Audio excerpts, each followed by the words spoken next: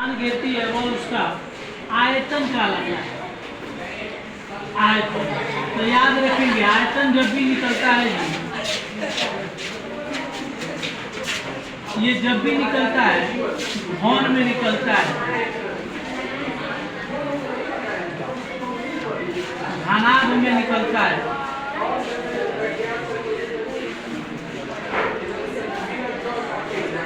और याद रखेंगे आयतन घन में घनाभ में बेलन में निकलता है।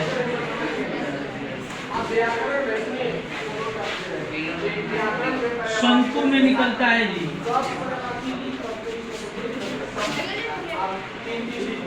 इन सभी में आयतन निकलता है।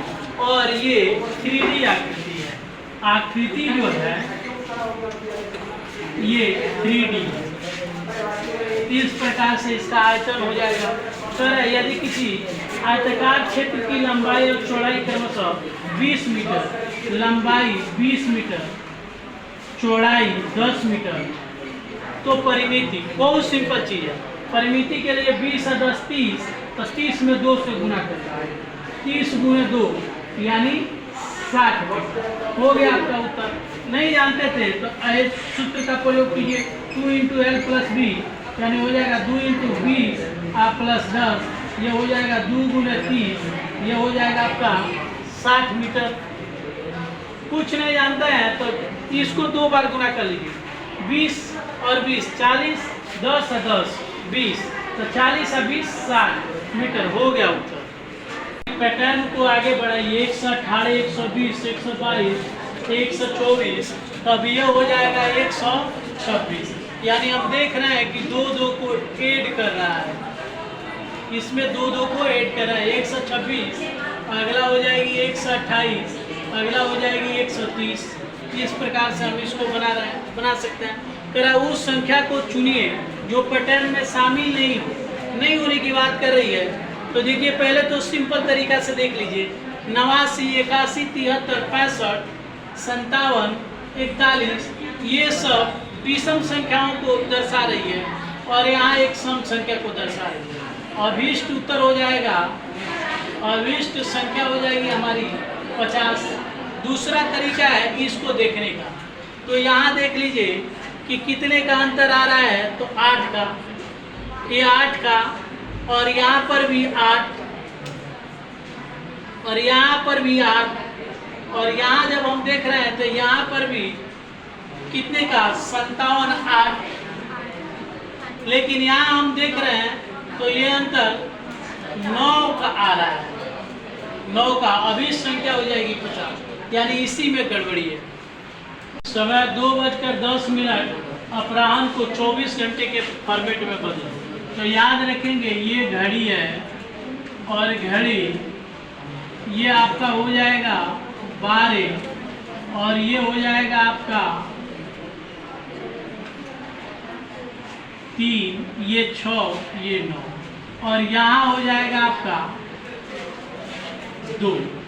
तो 24 घंटे की, तो 12 घंटा तो ऑलरेडी पूजा ही है।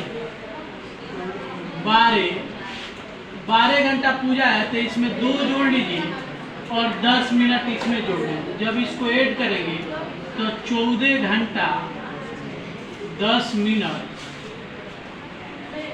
उत्तर हो जाएगी। इस प्रकार से कह रहा है कि आयतन की गणना होती है। तो याद रखेंगे आयतन की गणना जब भी होती है त्रिविमीय आकृति में होती है, त्रिविमीय आकृति में होती है, यानी 3D होती है। और 3D होती क्या है, तो जिसमें आयतन हो, जैसे घन, घनाभ,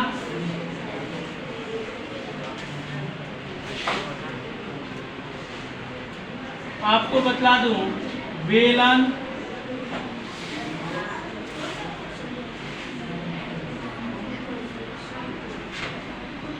शंकु,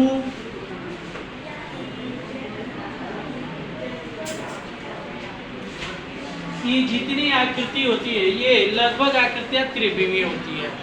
कि त्रिभुज के तीनों कोणों का योग डैश समकोण के बराबर होता है। तो त्रिभुज के तीनों कोणों का जो योगफल होता है ये 180 डिग्री होता है। और कितने समकोण के बराबर होता है? तो 180 में यदि 90 डिग्री में एक समकोण होता है, 90 से मैं भाग दूं तो 2 समकोण हो जाएगा। तो इसका उत्तर हो जाएगा 2 समकोण। और याद रखेंगे किसी त्रिभुज के तीनों कोणों का योग 180 डिग्री होता है। अगला बात आ जाए कि किसी त्रिभुज में अधिकतम कितने समकोण हो सकते हैं? तो मात्र एक ही समकोण हो सकता है। और किसी त्रिभुज में न्यून कोणों की संख्या कितनी हो सकती है? तो 3 न्यून कोण हो सकते हैं। इस चीज को याद रखनी चाहिए।